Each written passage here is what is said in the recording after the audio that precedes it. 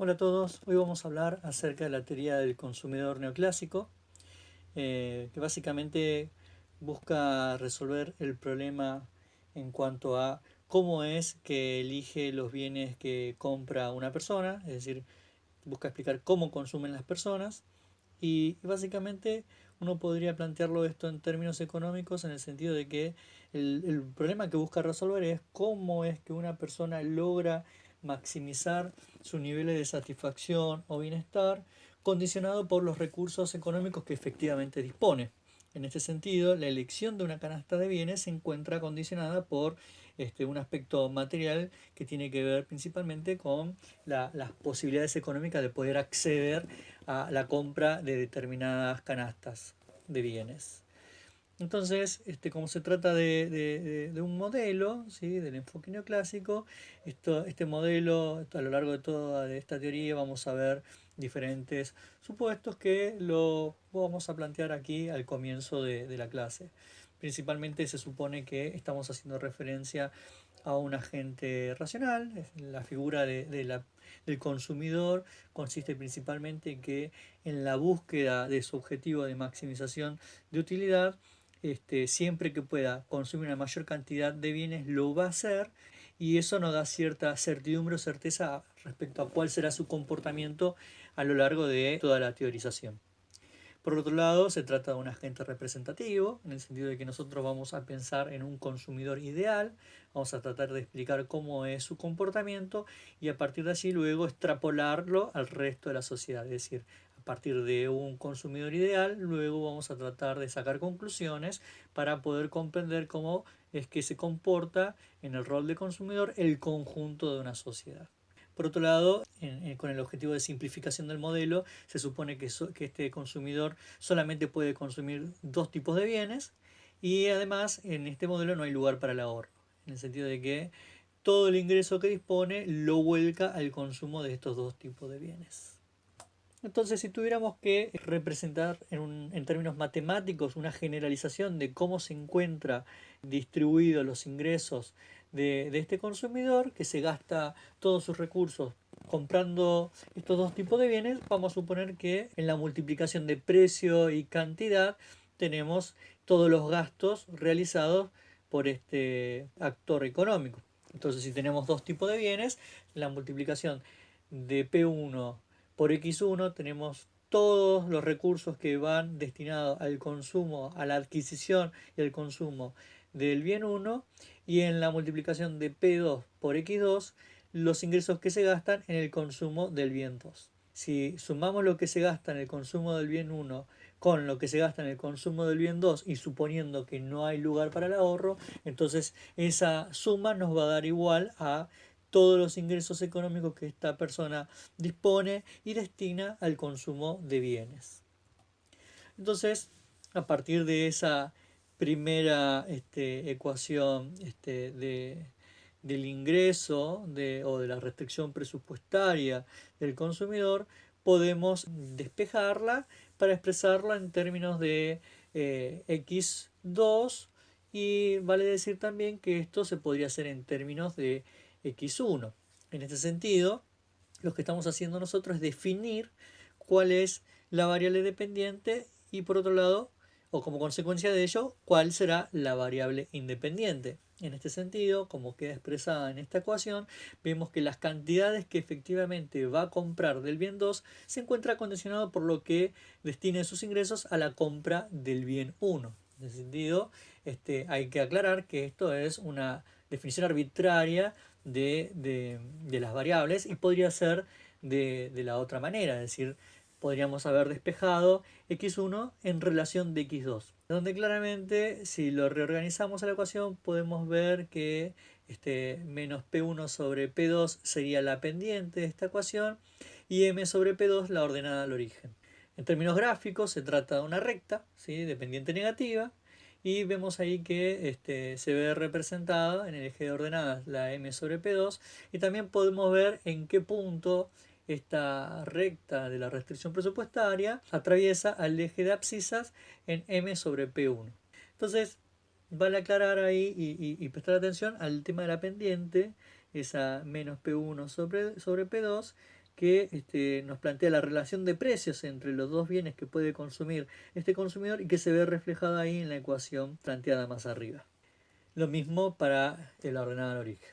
Entonces, podríamos preguntarnos, ¿sí?, en términos de una dinámica de posibles evoluciones y cambios en las variables y los parámetros planteados hasta aquí, y podríamos preguntarnos cómo afecta al consumidor un aumento del precio del bien 1. En términos de lógica de mercado, nosotros ya podríamos adelantar que un aumento del precio de ese bien traería aparejado una reducción del consumo del mismo, porque si tenemos fijo, sin posibilidad de cambio o constante el nivel de ingresos, cosa que en esta propuesta de modificación del modelo no lo planteamos, es decir, el ingreso se mantiene constante, lo único que cambia es el precio del bien 1, entonces podríamos decir que lo que ocurrirá es que se reducen las cantidades consumidas de este bien. Y también podríamos preguntarnos qué pasará con las cantidades consumidas del bien 2. ¿Se verá modificado? Lo que podemos ver es que el ordenado al origen está definido por M sobre P2. Entonces la modificación de P1 no afecta a la ordenada al origen, que en este caso representa las cantidades que se consume del bien 2. Pero sí afecta entonces a las cantidades consumidas del bien 1, porque como adelantamos, si aumenta el precio se reducen las cantidades que se consume de ese bien. ¿Y cómo afectaría entonces una reducción en el precio del bien 1? Contrario a lo que señalamos antes, lo que ocurriría entonces es que las cantidades consumidas del bien 1 aumentaría y se mantendría constante las cantidades consumidas del otro bien, y se vería una modificación de la inclinación de la restricción presupuestaria, de la pendiente de esta restricción, porque la relación de precios se vería modificada, ¿sí?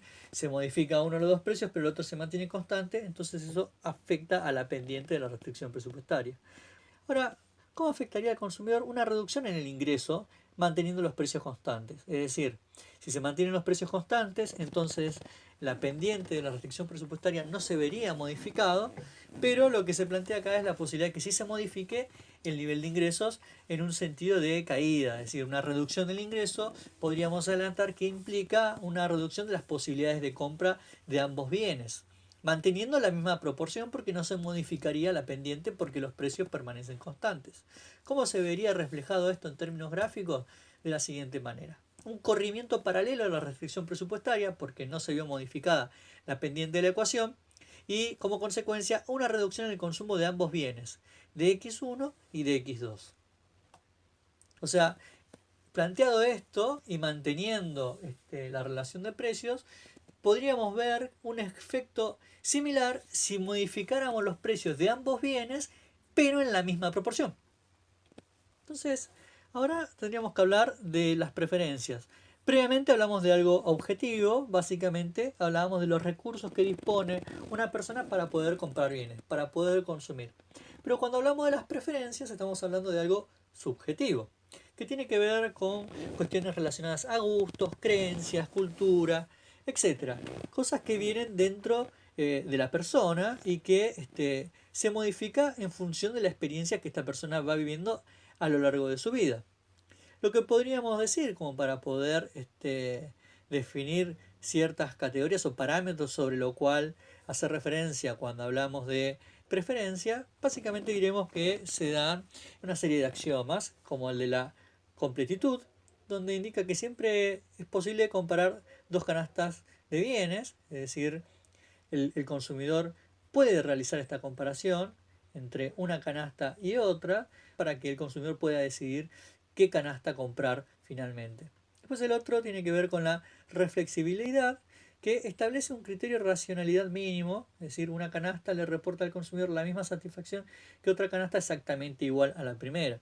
En ese sentido, si tenemos dos canastas, una canasta A y una canasta B, y las dos reportan el mismo nivel de utilidad, no hay posibilidad de que una persona tenga predilección por una o por otra, porque efectivamente le reportarán el mismo nivel de utilidad. Entonces le tiene que dar exactamente igual consumir una u otra canasta. Y finalmente, el axioma de transitividad lo que postula es la coherencia en el comportamiento del individuo en cuanto a sus elecciones, ¿sí? Si entonces tiene tres posibles canastas A, B y C y son todas exactamente igual de buenas, no hay posibilidad para que prefiera una por sobre las demás. Entonces, para poder representar gráficamente todo esto que estamos diciendo, se hace uso del recurso de las curvas de indiferencia, que básicamente representan diferentes canastas de bienes que le son exactamente igual de preferentes al consumidor. Efectivamente, lo que se busca acá es representar todas las canastas que le significan una mismo nivel de preferencia, y podríamos adelantar le reportan un mismo nivel de utilidad. Es decir, diferentes combinaciones posibles en las cantidades del bien 1 y del bien 2 que a esta persona le daría lo mismo consumir. Y lo que podríamos decir es que estas preferencias se pueden ir ordenando en diferentes curvas de indiferencia. Es decir, si tenemos canastas que reportan diferentes niveles de utilidad o que le significan diferentes al consumidor, van a ser organizadas y ubicadas en diferentes curvas de indiferencia en relación a el grado de preferencia que tiene el consumidor por sobre las diferentes canastas a las que hagamos referencia. Sobre una misma curva de indiferencia tendremos las canastas que le reportan la misma preferencia y se irán corriendo o se irán ubicando en diferentes curvas de indiferencia aquellas que tengan diferente grado de acuerdo a los gustos del consumidor. Teniendo dos canastas posibles sobre una misma curva de indiferencia, ambas le producen al consumidor el mismo nivel de satisfacción. La teoría del consumidor centra su análisis en lo que se llaman curvas de indiferencias regulares, que cumplen las siguientes propiedades. En primer lugar, son monótonas. Lo que quiere decir es que tiene pendiente negativa esta curva de indiferencia. Entonces, si una persona buscara aumentar las cantidades consumidas de uno de los dos bienes, pero manteniendo su preferencia, estará obligado a reducir las cantidades del otro bien. ¿Sí? Vamos a suponer que estamos en el punto A y entonces esta persona quiere aumentar las cantidades consumidas del bien 1, necesariamente tiene que reducir las cantidades consumidas del bien 2. La otra propiedad es que estos consumidores van a procurar en la medida de lo posible obtener o consumir canastas de bienes relativamente equilibradas. Si tienen la posibilidad de consumir cantidades relativamente similares de uno y de otro bien, van a preferir eso antes que solamente consumir de uno de estos bienes. Van a tratar de entonces conformar canastas con una distribución relativamente equilibrada o podríamos decir diversificada de bienes antes que consumir solo de uno de ellos. Si nosotros trasladamos esta noción de preferencia a la de utilidad, la principal diferencia que hay acá es que cuando hablamos de utilidad estamos planteando un ordenamiento de estas canastas. Vamos a ponderarlas, a ponerle un valor, pero a los efectos principalmente de realizar una organización, un ordenamiento de las canastas en cuanto al nivel de placer, preferencia y utilidad que le reportan al consumidor. ¿Sí? La utilidad es la forma de describir la relación de preferencia del consumidor. Se trata de una función donde se observa una relación entre variables que transforma el orden que establecían las preferencias del individuo en una escala numérica de utilidades. Entonces, si nosotros planteáramos entonces lo mismo que dijimos antes en términos de nivel de utilidad, lo que vamos a hacer es asignarle un valor. Por ejemplo, si podríamos hacer referencia a canastas que se encuentran sobre esta curva de indiferencia, la canasta A y la canasta B, tienen cantidades diferentes del bien 1 y del bien 2. Pero ambas canastas reportan el mismo nivel de utilidad. En este caso, ordenado numéricamente, podríamos decir tienen un nivel de utilidad igual a 25. Si tuviéramos una canasta entonces que le reportara un nivel de preferencia de utilidad mayor, nos iríamos hacia otra curva de indiferencia, por ejemplo la curva de indiferencia 2, donde el nivel de utilidad que se plantea ahí es de 93, que claramente será mayor a la curva de indiferencia número 1 que reportaba un 25. Lo otro que se puede decir que un consumidor prefiere la canasta de consumo A a la B, entonces la utilidad A debe ser mayor a la utilidad B. Entonces, siempre que un consumidor defina la preferencia sobre una canasta por sobre otra, lo que vamos a tener ahí es que esa canasta reporta mayor utilidad y va a tener un mayor valor numérico, porque si no le tendrían que resultar indiferentes. Entonces, el número asignado a cada curva de indiferencia indica el nivel de utilidad que brinda al individuo la canasta contenidas. Si la satisfacción es superior, el número indicador de utilidad debe ser mayor. Este tipo de utilidad se denomina ordinal, ya que ordena las canastas según las preferencias. Es importante señalar que lo que busca es ordenar, porque no se le puede asignar una cuestión cardinal en el sentido de definir la utilidad en términos de un valor, porque estamos hablando de una cuestión subjetiva, difícil de asignarle un valor objetivo. Por eso solamente lo que se busca con esto es ordenar las preferencias y nada más que eso. También vale señalar en este punto que para pasar de una curva de indiferencia a otra que represente un mayor nivel de utilidad, lo que tiene que ocurrir es que por lo menos aumente las cantidades consumidas de uno de los dos bienes, manteniendo constante las cantidades consumidas del otro bien. Si aumentan las cantidades consumidas de ambos bienes, claramente se va a encontrar una mayor situación de bienestar, pero con que solo aumente las cantidades de uno manteniendo constante las cantidades de otro, también logrará estar mejor que en la situación inicial. Y de forma contraria, si se reducen las cantidades de ambos bienes o manteniendo constante uno de los dos bienes, se reducen las cantidades del otro, también pasaría a una curva de indiferencia inferior, que reporta un ordenamiento de menor grado de utilidad. Entonces, al asignar un valor de utilidad para cada canasta, estamos afirmando que la utilidad es una función que depende de las cantidades de bienes que se consumen, ¿sí? Entonces, si tuviéramos que plantear ahí una función de utilidad, lo que diríamos es que el nivel de utilidad de una persona está definido por las cantidades que se consumen de ambos bienes. Y cuanto más alejada del origen, esa curva de indiferencia, vamos a suponer que el nivel, o aceptar que el nivel de utilidad es aún mayor, tiende a crecer. Porque si nos alejamos del origen, lo que vemos es que las cantidades consumidas del bien 1 y del bien 2 tendrán que ser mayor. Considerando que un individuo consume las canastas conformadas por las cantidades consumidas de ambos bienes, la utilidad marginal con respecto al bien 1 lo que reflejará será la tasa de variación de la utilidad provocada por una variación en las cantidades consumidas de dicho bien, manteniendo fijas las cantidades consumidas del otro bien, del bien 2. En ese sentido, la variable dependiente es la utilidad y la variable independiente es las cantidades consumidas de un bien. Como en el modelo se plantea que hay dos bienes, lo que vamos a suponer es que el otro bien permanece constante. Entonces, al hablar de utilidad marginal, lo que estamos haciendo es estudiar cómo es la variación de la utilidad frente a la mínima variación posible en las cantidades consumidas de uno de los dos bienes. En este caso podríamos decir del bien 1. Entonces se representa de esta forma. La utilidad marginal es igual al delta U respecto del delta X1. Es decir, la utilidad marginal 1 es igual a la variación de la utilidad cuando se observa el mínimo cambio posible en las cantidades consumidas del bien 1.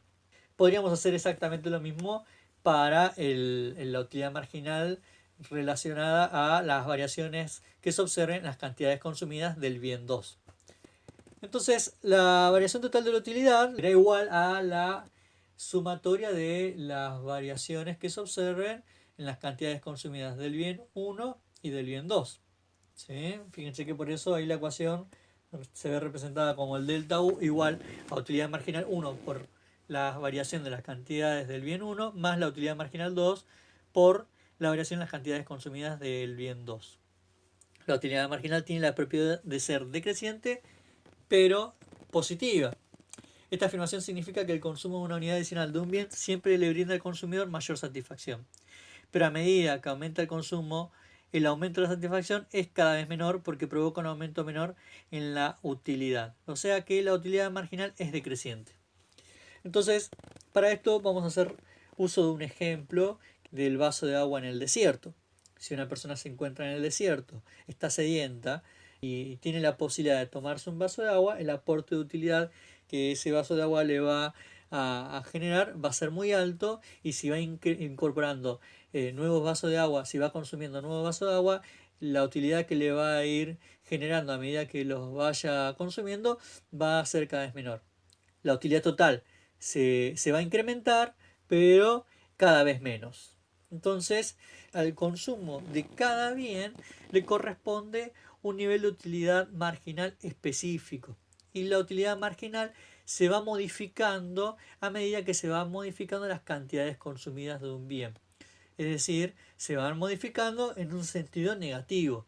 Cuando vamos aumentando las cantidades consumidas de un bien, el aporte de utilidad tiende a ser cada vez menor.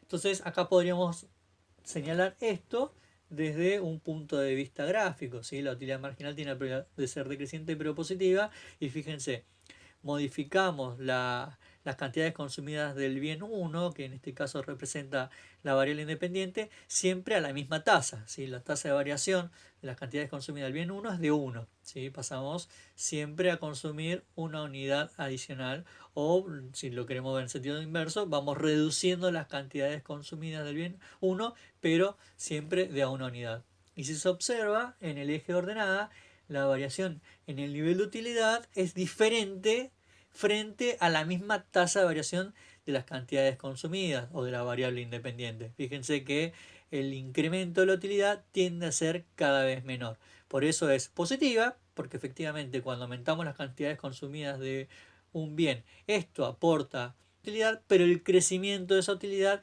tiende a ser cada vez menor. ¿Qué quiere decir esto? Que a medida que aumentan las cantidades consumidas de un bien, el aporte de utilidad total aumenta, pero aumenta cada vez menos. Sobre la misma curva de indiferencia, entonces, lo que encontramos es que se mantiene el mismo nivel de utilidad, pero la relación marginal de sustitución va cambiando en cada uno de sus puntos, en cada uno de sus canastas.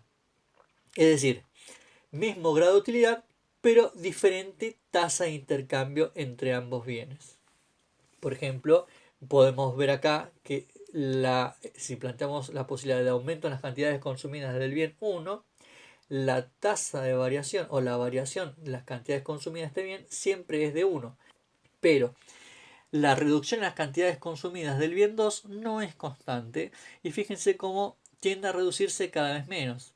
Cuando se pasa, por ejemplo, de 1 a 2, en las cantidades consumidas del bien 1, se reduce de 18 a 12 las cantidades consumidas del bien 2, es decir, se reduce en 6 unidades. Sin embargo, cuando se vuelve a aumentar en una unidad las cantidades consumidas del bien 1 y se pasa de 2 a 3, la persona está dispuesta a renunciar en 3 unidades las cantidades consumidas del bien 2. Fíjese que la variación de las cantidades consumidas del bien 2 se redujo. Al principio era de 6 y luego pasó a ser de 3. Y si mantengo constante la variación en las cantidades consumidas del bien 1, el aumento de la variación en las cantidades consumidas del bien 1, lo que ocurre es que luego se pasa a variar en 2 unidades las cantidades consumidas del bien 2 y luego en 1 unidad. La variación entonces las cantidades consumidas del bien 2 tiende a ser cada vez menor. Básicamente por la ley de los rendimientos decrecientes. Por esto que figura en el título, que dice que la utilidad marginal tiene la propiedad de ser decreciente pero positiva. Podemos plantear dos casos bien específicos de curvas de indiferencia. Entonces planteamos el caso de los bienes sustitutos y el de los bienes complementarios, que la forma que tienen es bastante diferente al de parábolas que vimos anteriormente. Para el caso de los bienes sustitutos, esto se podría explicar de la siguiente manera. Los bienes sustitutos son aquellos que sirven para satisfacer una misma necesidad. Podríamos plantear, por ejemplo, la posibilidad de que uno de los dos bienes sea una gaseosa y el otro sea un jugo.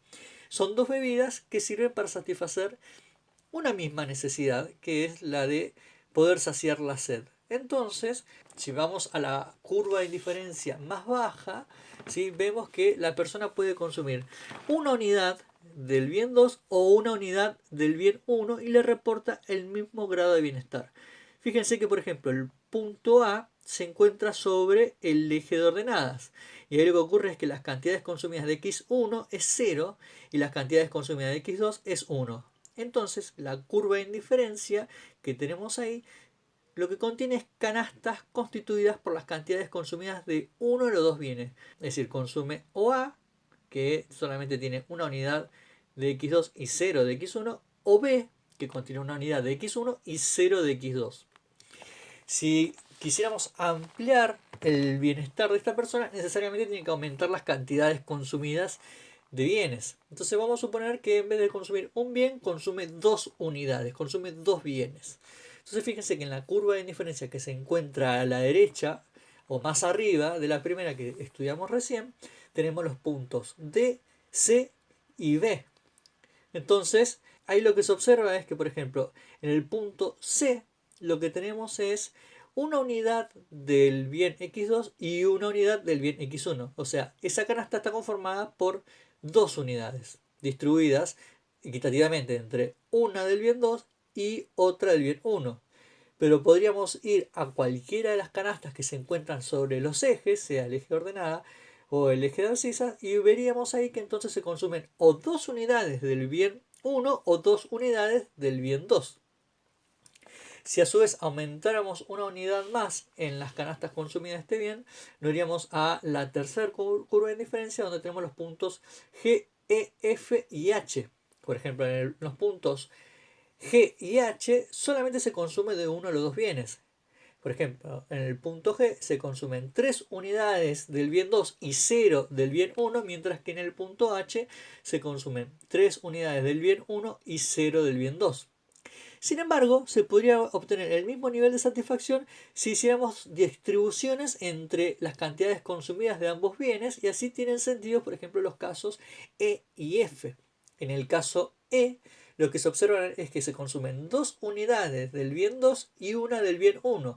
Es decir, este consumidor está consumiendo 3 bienes, 3 unidades de bienes, ¿sí?, con una distribución favorable a las cantidades consumidas del bien 2 respecto al bien 1. Pero en el punto F se ve la inversa. También se consumen 3 unidades, pero 2 son del bien 1 y una del bien 2. Es decir, esta persona no tiene mayor grado de satisfacción si consume más de uno o más de otro. Es decir, acá las cantidades definen el nivel de utilidad y cómo ésta va evolucionando, pero se pueden distribuir de diferentes maneras, siempre sustituyéndose un bien por el otro, porque ambos sirven para satisfacer la misma necesidad. Podemos ver como alternativa a este análisis el caso de los bienes complementarios, que son bienes que se consumen conjuntamente. Entonces ahí tenemos diferentes puntos y, por ejemplo, podemos plantear que en el punto A tenemos una canasta conformada por una unidad consumida del bien 1 y otra del bien 2. Como estos 2 bienes se consumen conjuntamente, entonces tiene satisfacción consumir una unidad de cada uno, y por eso es que tiene sentido el punto A. Pero fíjense que el punto B y el punto C se encuentran sobre la misma curva de indiferencia, independientemente de que se haya aumentado las cantidades consumidas de uno de los 2 bienes. Por ejemplo, en el punto B se observa que aumentó la cantidad consumida del bien 2, pero se mantuvo constante las cantidades consumidas del bien 1. Eso no le genera mayor grado de bienestar, porque para que esto ocurra se tiene que aumentar las cantidades consumidas de ambos bienes porque se consumen conjuntamente. Lo mismo ocurre en el punto C, donde aumentó en una unidad las cantidades consumidas del bien 1, pero se mantuvo constante las cantidades consumidas del bien 2. Por eso el punto E significa o se encuentra sobre una curva de indiferencia superior, porque aumentaron las cantidades consumidas de ambos bienes, y eso es lo que verdaderamente le genera mayor grado de bienestar, porque estos bienes se consumen conjuntamente. Fíjense que al pasar del punto A al punto E, lo que ocurrió es que aumentó en una unidad las cantidades consumidas de ambos bienes, y lo mismo ocurre cuando pasamos del punto E al punto D. Y el otro punto que viene a partir del análisis de la curva de indiferencia y desde la perspectiva de utilidad es la relación marginal de sustitución, que básicamente nos muestra la tasa en la que el consumidor está dispuesto a sustituir un bien por otro de forma tal que se mantenga el nivel de satisfacción constante. Es decir, cuál será la tasa de intercambio entre el bien 1 y el bien 2 para evitar salirse de la curva de indiferencia, es decir, para evitar irse a una curva de indiferencia superior o inferior. Entonces, en términos matemáticos, lo que tenemos ahí es que la variación de la utilidad estará definido, como vimos anteriormente, por la variación de las cantidades consumidas del bien 1 por la utilidad marginal del bien 1 más la variación de las cantidades consumidas del bien 2 por la utilidad marginal de ese otro bien, el bien 2, Y si luego vamos despejando esta ecuación matemática, llegamos finalmente ahí a la conclusión de que la relación marginal de sustitución, es decir, este delta x2 sobre delta x1, se encontrará definida por la relación que se observa en las utilidades de ambos bienes. O sea que las utilidades marginales del bien 1 y del bien 2 de alguna manera serán las que definan la tasa de intercambio en las cantidades consumidas de ambos bienes, es decir, la relación marginal de sustitución. Entonces llegamos finalmente a poder tener algunos insumos como para explicar cómo es, desde esta perspectiva neoclásica, que elige las canastas que consumirá un consumidor.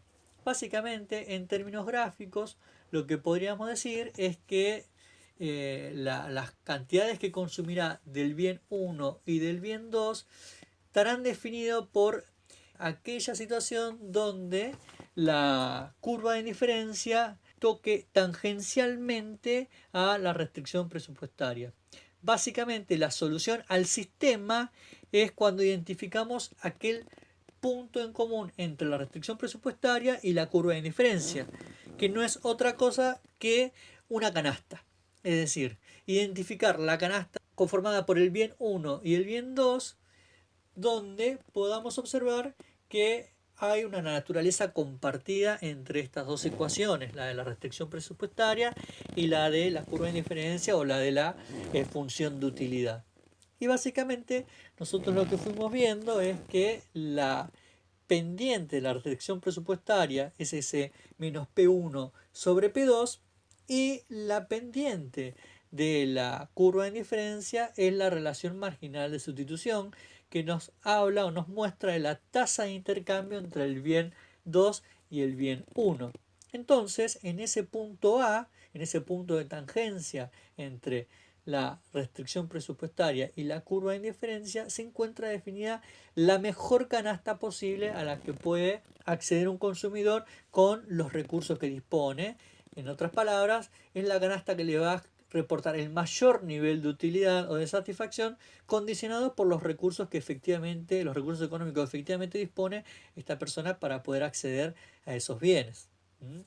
Entonces, en ese punto de tangencia se igualan la pendiente de la restricción presupuestaria con la relación marginal de sustitución de la curva de indiferencia. Entonces, ¿cómo es que una persona define qué canasta consumir, cuánto consumir, cómo consumir?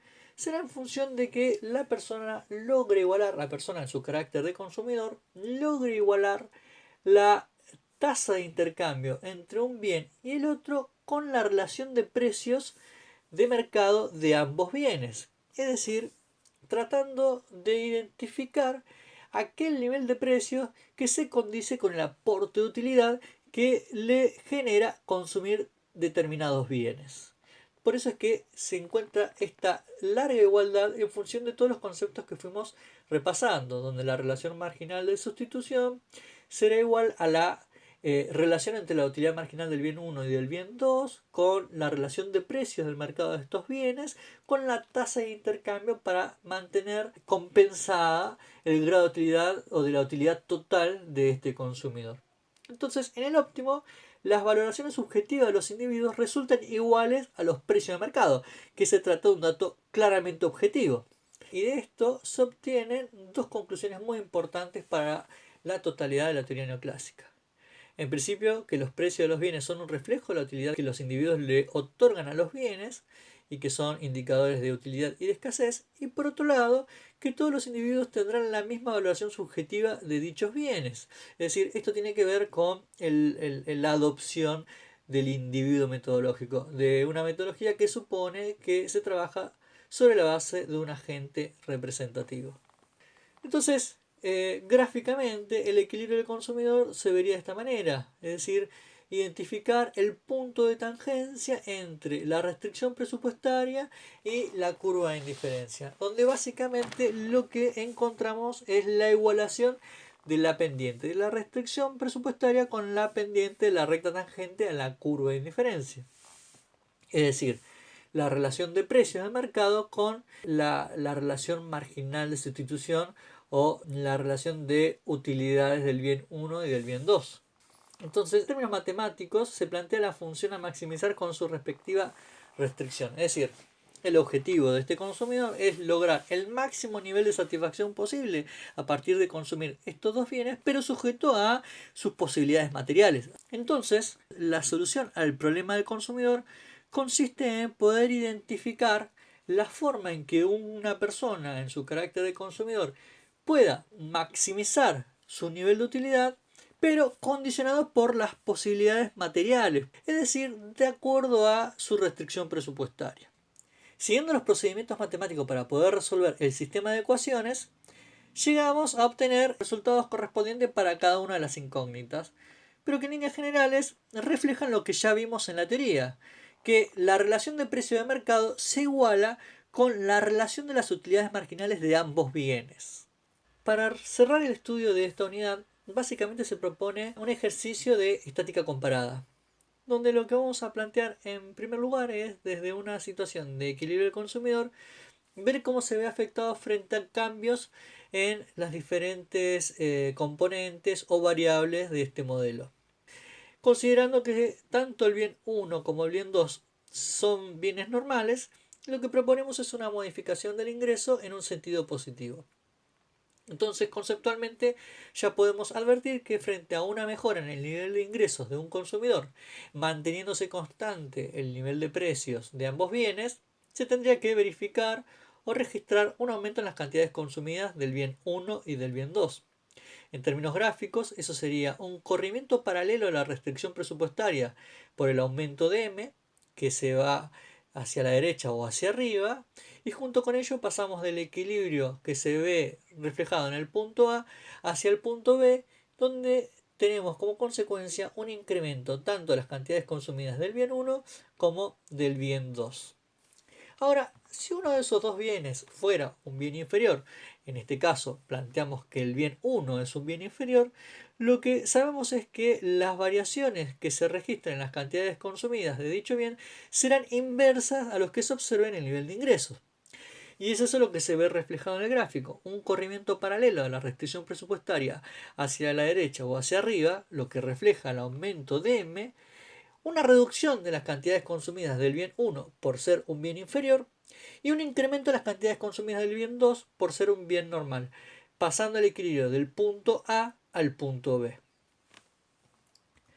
Otro ejercicio que se puede plantear es la posibilidad, frente a que ambos bienes sean normales, de una reducción en el nivel de precios de uno de esos dos bienes. Por ejemplo, una reducción del precio del bien 1. Si esto ocurriera, se podría advertir que la persona podría comprar una mayor cantidad de ese bien. Además, hay que señalar que lo que se modifica es la relación de precios entre ambos bienes, lo que en términos gráficos representaría la pendiente de la restricción presupuestaria. Con lo cual tendríamos que ver una variación de la inclinación de esta recta. Por eso la solución gráfica a este punto plantea que, manteniéndose constante la ordenada al origen, porque no se ve afectada por el cambio en el precio del bien 1, sí se ve modificada la inclinación de la restricción presupuestaria. Como la propuesta de modificaciones es de una reducción de precio del bien 1, las cantidades consumidas de este bien aumenta y pasamos del punto de equilibrio A al punto de equilibrio B, manteniendo constante las cantidades consumidas del bien 2, donde no se registró ninguna modificación de precios. Ahora, si repitiéramos este ejercicio muchas veces más, lo que podemos observar es que hay una relación inversa entre las variaciones que se observan en el nivel de precios del bien 1 y las cantidades consumidas de ese bien. Es decir, a medida que se reduce el nivel de precio, aumentan las cantidades consumidas y viceversa, a medida que aumenta el nivel de precio de este bien, se reducen las cantidades consumidas del mismo. Con lo cual, a partir de esta lógica, podríamos plantear la curva de demanda del bien 1, trasladando las reacciones de este bien a esa curva de la gráfica que se encuentra abajo, donde pone en relación precio con cantidad. Bueno, hasta aquí la teoría del consumidor neoclásico. Espero que se hayan comprendido las principales nociones y nos vemos en el próximo video. Muchas gracias.